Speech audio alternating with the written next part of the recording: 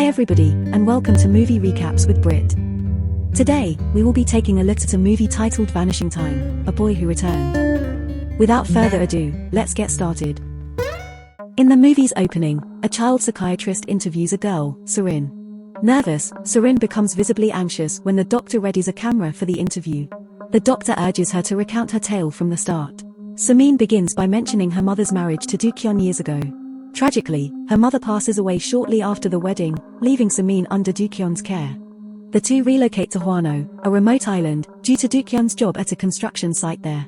Since her mother's demise, Su-min has never truly experienced happiness. She remains quiet and holds a distant attitude towards her stepfather. Enrolled in a new island school, she could make friends, yet she prefers solitude. Her stepfather, the tunnel construction chief, usually works overnight. But due to frequent explosions, they prevent islanders from entering the site. One night, she discovers blog comments on a wormhole. After her mother's death, wanting to escape, she researched wormholes and gained interest in supernatural topics. She chats online even at school. One day, accidentally leaving her computer open, classmates read her comments and mock her. On her way home, Su-min meets Sung-min from an orphanage. He introduces himself, trying to befriend her, but she ignores him. The next day, she overhears Sung-min and his friends discussing her wormhole blog. He claims to have entered another dimension after reading it. Later, he follows her and admits believing in her blog. Their shared interest in the supernatural brings them together as friends. Su-min creates secret alphabets for communication, and they use it daily for diary notes. After school, they search for adventures around town. During an adventure, Sung-min takes Su-min to an abandoned wooden house in the forest. While there, they explore, chat, and carve on wax blocks. Su-min develops feelings for Sung-min and unexpectedly kisses him, causing him to blush. One day, she discovers Sung-min and three friends planning to watch explosions at the construction site. She joins, and they sneak through the woods to avoid adults. Crossing the fence, one kid retreats, while the other four hide behind a cliff, disappointed by the lack of explosions. While journeying through the jungle, they stumble upon a small cave. Curious, they enter one after another. Deep within, they find a bright submerged glowing substance. Su-min suggests it's a meteoroid. Sung-min bravely dives to retrieve it, but its glow fades upon emerging. They see it resembles an egg. Tae-shik suggests it could belong to a time goblin, said to live in a cave during full moons, aging those who enter. The others doubt him, as they haven't aged. Su-min realizes her mother's gifted hairpin is gone. While her friends guard the egg, she re-enters the cave and retrieves her pin. Surprisingly, the glowing egg is back in the water. Confused, she exits to discover the egg broken and her friends missing. Searching the jungle until dark, she becomes lost and spends the night there. The police, led by Detective On, search for the kids the next day. Su-min is found unconscious but safe. In the hospital, she recounts the whole story to them, but everyone remains skeptical. She leads them to the jungle, but the cave is gone, as if it vanished after the full moon night. The detective learns that Jae-wook's corpse was found buried on a beach 20 kilometers from town. It is concluded that he was a victim to asthma attack. The case changes to kidnapping, because it is concluded that someone had buried him there. Weeks later, the other two boys remain missing. Without Sung-min, Su-min becomes introverted and isolated, struggling with the truth that no one believes. One day, she hears a noise and sees a man running. She follows into the forest, falling along the way.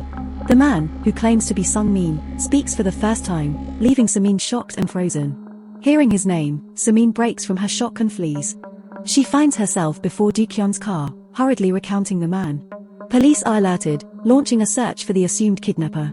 Su-min tells the detective about the man posed as Sung-min. The police don't find him but discover Su-min's diary with notes exchanged between her and Sung-min. The pages surprise her. Sung-min used their code language to detail events after her cave visit.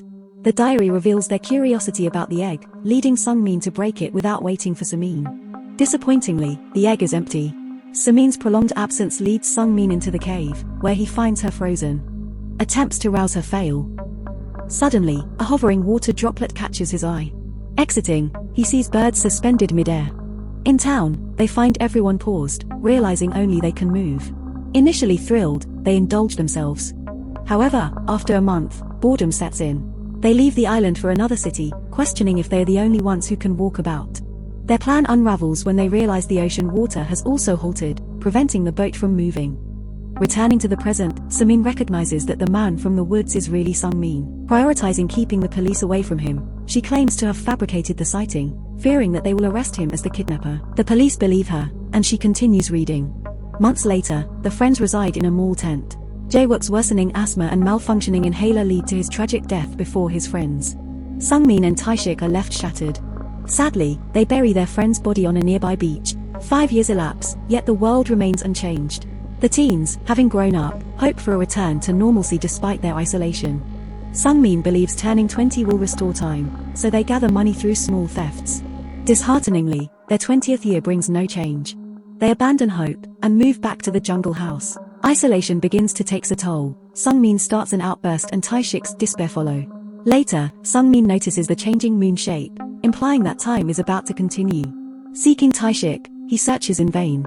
He searches the island and finds Tae-shik's clothes by the last cliff, realizing his friend jumped.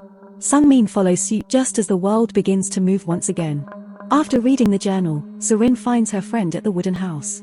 They consider sharing their story, but they know that no one will believe them. At the same time, CCTV implicates Sungmin, and the police deem him the kidnapper. In the night, Sungmin seeks comfort from Su-rin due to his solitary pain. The next day, Tae-shik's parents blame Dookyun for their son's disappearance at the construction site. Believing the site explosion killed their son, Tae-shik's parents think Su-rin invents stories to defend her stepfather. Su-rin and Sungmin visit Sungmin's old orphanage, where she explains their ordeal to the warden. Unfortunately, while returning she is interrupted by her father. Sungmin confides in the warden, sharing childhood memories, but she remains skeptical. Dookyun confines Su-rin in a room, but Sungmin goes to her house and frees her.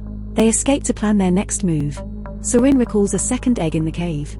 Proposing she uses it to return as an adult and prove Sungmin's innocence, they contemplate their options. Sungmin disagrees due to knowing the difficulty of isolation. He'd rather be called a kidnapper than let Su-rin suffer as he did. Dookyun realizes Su-rin's absence, finding her photo with Sungmin on her phone and confronting them at the wooden house. An altercation ensues. Sungmin unintentionally knocks out Dookyun and escapes with Su-rin. The police link the kidnapper to the news about Su-rin, and suspect that he is manipulating her into thinking he is Sungmin. The news about Su-rin's disappearance is on TV, so the police soon find the two. A police chase follows. Su-rin surrenders to protect Sungmin, but before that, she tells him to meet her at the cave. Detective On warns Su-rin the kidnapper is deceiving her, but she remains unconvinced. She pretends needing the bathroom and flees to the cave. At the cave, Su-rin takes out the egg and offers it to Sungmin, but after receiving it, he refuses to give it back to her. Sungmin intends to confess to his friends' deaths, planning to surrender. He dashes into the woods, pursued by Su-rin and the police. They halt at a cliff's edge. An officer grabs Sungmin and unintentionally pushes Su-rin over. The detective aids Su-rin but ends up clinging to the cliff with her. Sungmin tries saving them but they all fall down. To save them, he decides to shatter the egg in order to stop time. Su-rin awakens seconds later on a beach with the detective, realizing Sungmin's sacrifice. For her, it's only a moment, but for Sungmin, it's likely been another decade. She returns home and during dinner, she apologizes to her father and calls him dad for the first time. The detective visits to inquire about their survival. Su-rin remains silent, but he realizes her truthfulness. He advises her to issue a fabricated statement to the media, stating she was manipulated by the kidnapper. This will counter accusations of her friends' deaths, and discredit the kidnapper's claims. Su-rin finishes recounting her story to the psychiatrist, leaving her stunned. She plans to write a book about it. Months later, she's relocating for high school. The psychiatrist meets up with her and gives her a copy of the published book. On her way to the ferry, Su-rin spots Sungmin through her car window.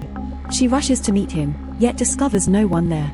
Later on, they cross paths on the deck of the boat, and the movie concludes with them gazing into each other's eyes.